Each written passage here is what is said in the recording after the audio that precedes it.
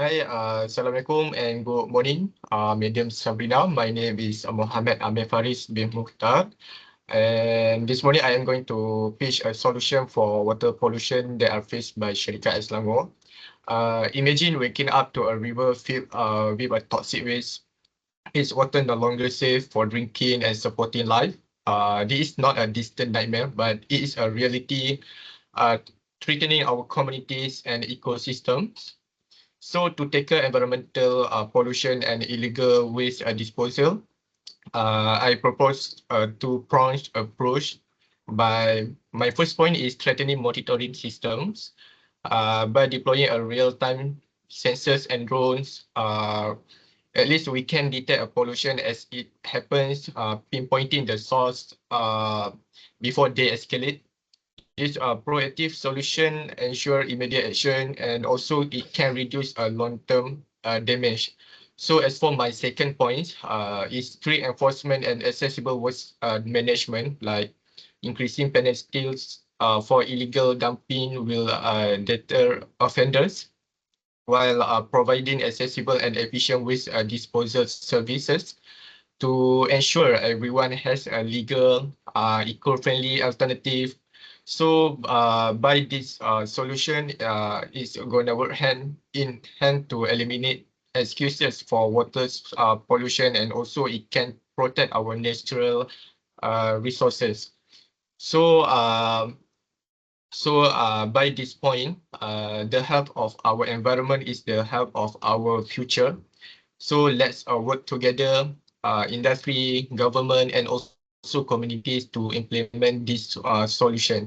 And also advocate for stricter laws, support clean technologies, and make a responsible waste management to a priority.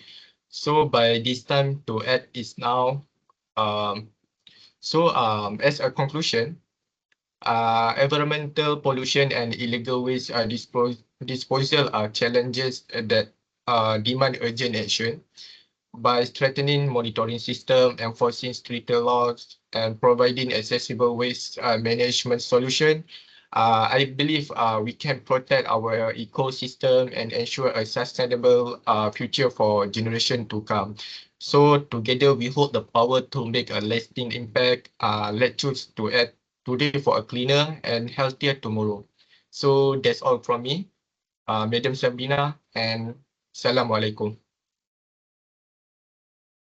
Assalamualaikum wabarakatuh and good morning, respected lecturer, Madam Sabrina and everyone. It's a privilege to be speaking with you about a crucial issue that directly affect the people of Selangor, water pollution. Selangor is a home to critical rivers such as the Klang and Selangor rivers, which provide water for millions. However, these water sources are increasing contaminated by industrial waste, agriculture runoff, plastic pollution, and untreated sewage. This pollution threatens public health, biodiversity, and the environment at large. Today, I will be discussing the role of education and awareness program in tackle this issue. Why education and awareness matter? Water pollution is a multifaceted problem in Selangor. Industries discharge chemical into river, and agriculture runoff carries pesticides and fertilizer, both of which several degrade water quality. Additional improper waste disposal, particular plastic, further contaminates these resources. Many residents, however, are unaware of the direct impact of the action, such as littering or improper waste management on water bodies. Education and awareness program can bridge this gap by informing communities about the consequences of water pollution and teaching them how to reduce their environmental footprint. We can spark positive change when people understand the links between their behavior and water quality. They are more likely to adopt sustainable practice. These are several key components that make education programs successful in combating water pollution. The first, like a school and community outreach. School can play a pivotal role in educating the next generation by introducing lessons on water conservation, pollution, and waste management. Students will develop a sense of responsibility early on. School can also organize clean art drive, art competitions, and awareness campaigns to further engage students. Community programs such as a workshop and seminar can focus on teaching residents about reduced plastic use, proper waste disposal, and the impact of chemical pollution for household cleaning products. The second, maybe public awareness campaign. A robust public awareness campaign is key to reach a wider audience. This can include poster, social media campaign, and local TV, radio, that educate citizens about the importance of clean water and the step they can take to reduce pollution. And collaborating with local organization and business can amplify the message. We can encourage industry to adopt cleaner production method and improve waste management to reduce the environmental impact of their operation. And the third is collaboration with local industry, educating local business, especially those in manufacturing and agriculture, about best practice for pollution prevention is vital.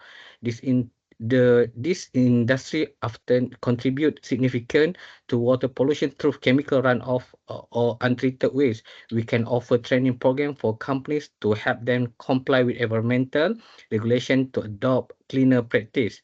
Let me share some example of successful education program that have made a difference, like a Singapore National Water Campaign. Singapore launched a nationwide campaign to raise awareness about water conservation and pollution prevention.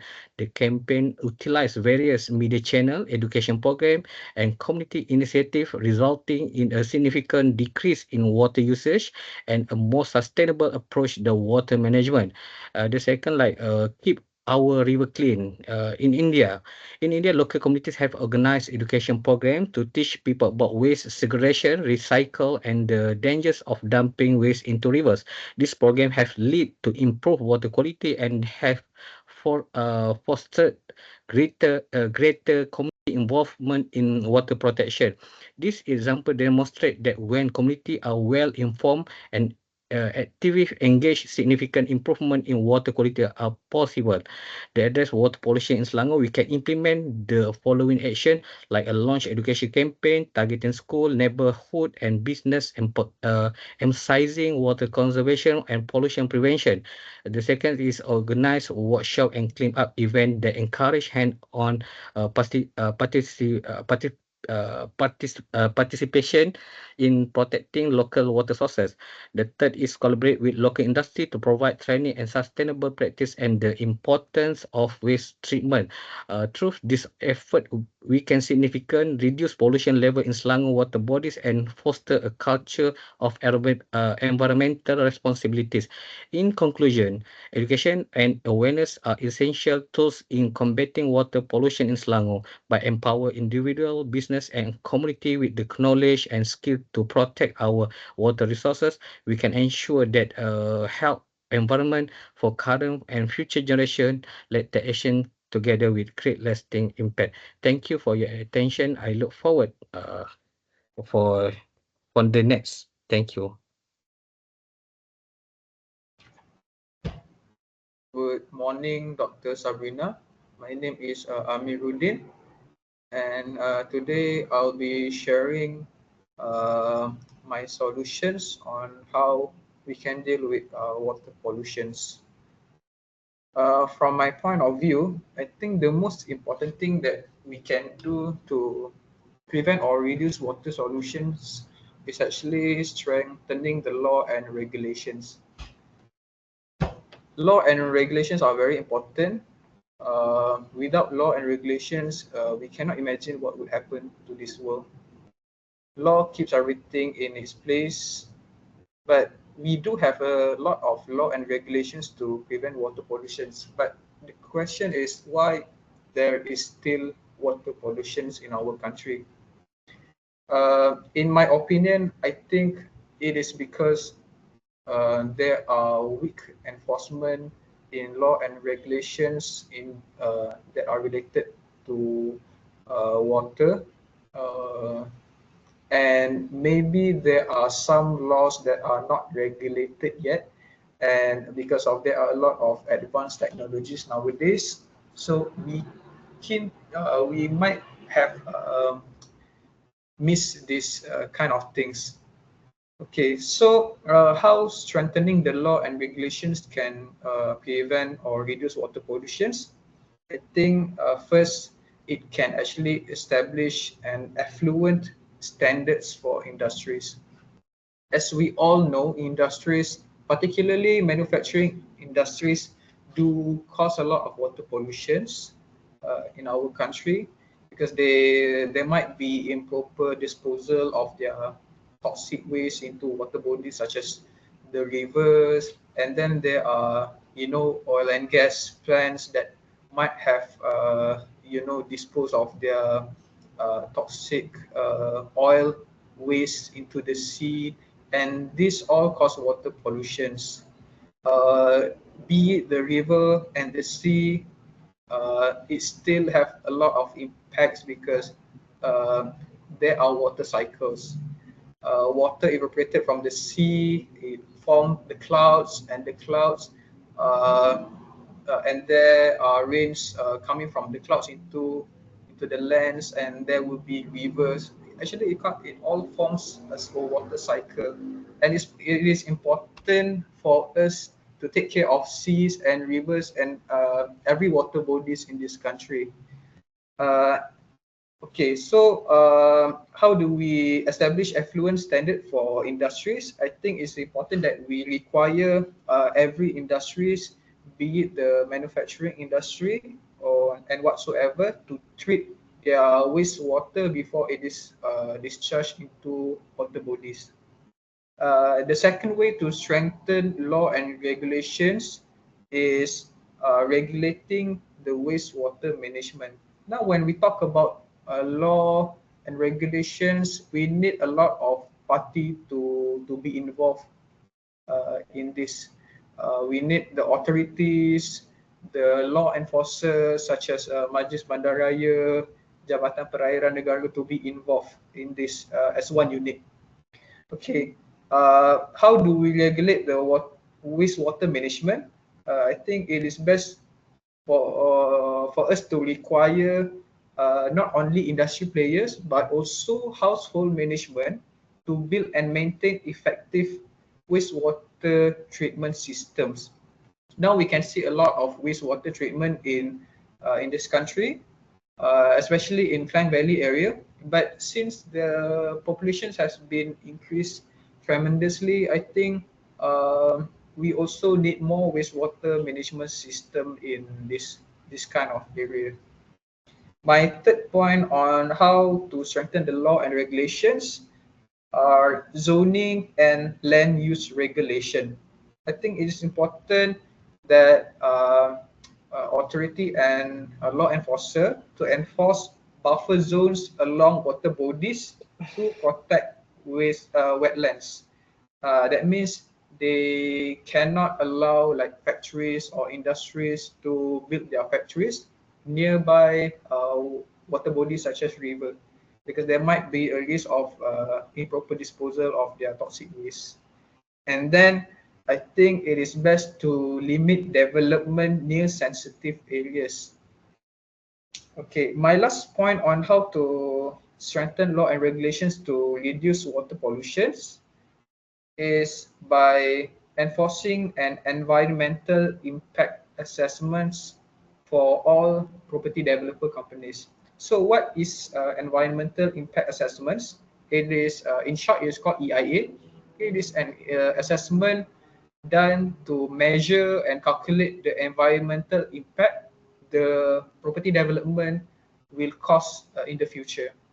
Now, a lot of countries uh, have been requiring developers to conduct EIA before embarking on large-scale construction projects. Now, I think Malaysia also need to follow this other countries' path to perform EIA before they embark on large-scale construction. without proper assessment on how this development can, can damage the water ecosystem, I think it's kind of pointless to, to do other things to prevent water pollution. I think the developers also need to be monitored carefully. I think that is all from me. Thank you very much.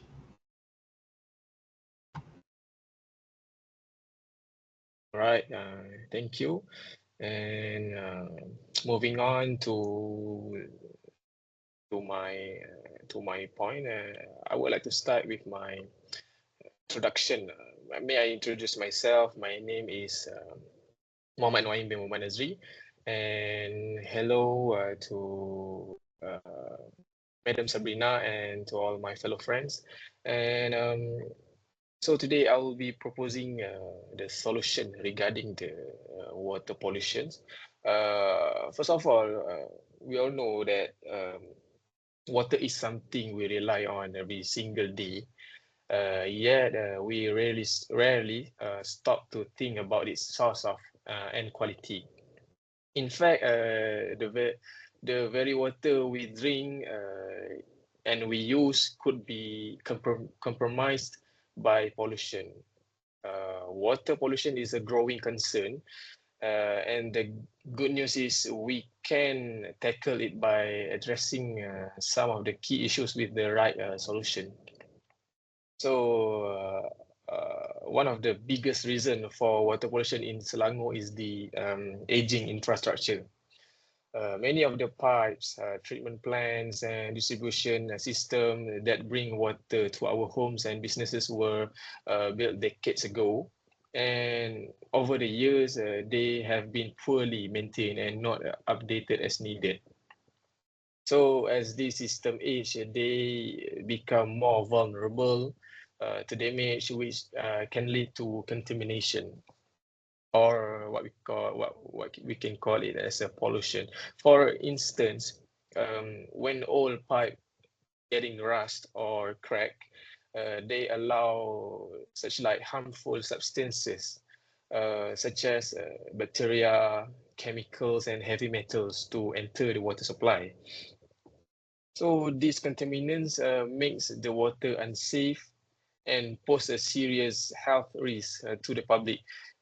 We can take an example of the incident happened in March 2020, where a burst pipe in Jalan Kolam Air, Shah Alam, disrupted water supply for more than 1 million people. So as a stark example of how aging infrastructure can affect the quality of the water. This issue caused water outages for several days and affected businesses, home, healthcare services in the area. But this is not an isolated incident. In fact, this kind of problem are becoming more frequent, and if we don't act, they will continue to disrupt the daily lives of residents. So what we can do? I mean, first, it is crucial that we invest in replacing old pipes with modern, maybe material that are more resistant to corrosion and leaks. By upgrading the infrastructure, we prevent contaminants from seeping into the water. For an example, PVC pipes or newer materials like HDPE, high quality density polyethylene, and more durable and less prone to corrosion than the traditional cast iron or asbestos cement pipes still in use today. Second, modernizing treatments plan is essential. The current treatment methods in some areas are outdated and less efficient in filtering out harmful substances. By upgrading this plan with better filtration, sterilization, and disinfection technologies, we can obviously ensure the water we receive is much higher quality. Moreover, adapting smart technology like leak detection system, sensors, and remote monitoring can help detect a problem in real life and in real time. These technologies can alert the authorities immediately when there's a burst, a pipe, or contamination in the water supply, allowing for quicker response and minimizing a disruption. And additionally, I think investing in regular maintenance and inspection is just as important as well. Keeping a track of the condition of the pipes and treatment plants can help identify potential problems before they escalate, saving both time and money. By addressing the aging infrastructure, we can significantly reduce the water pollution and improve the overall reliability of the water supply, and ensure the future generation will have access to clean and safe water.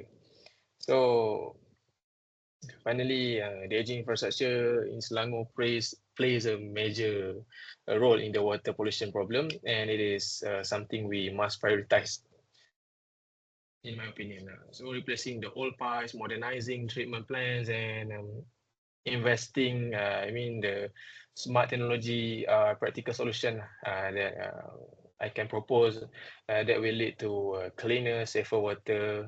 With this step, I strongly believe that we can secure a reliable water supply for everyone, minimizing health risks and prevent further disruption. It's time to take action and invest in the future of our water infrastructure. That's all from me, and thank you.